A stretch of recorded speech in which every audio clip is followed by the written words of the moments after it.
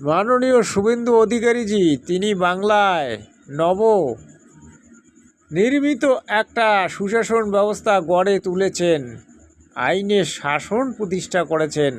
তার জন্য বাংলার জনগণ তাকে ধন্যবাদ জানাচ্ছে।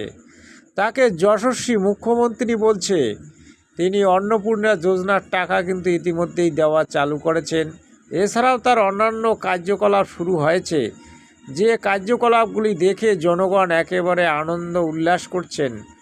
আগামীতে বিজেপি সরকার আরও দ্বিগুণ ভোটে জিতবে এবং এই সরকার প্রায় 30 থেকে 35 বছর বাংলায় থাকতে পারে।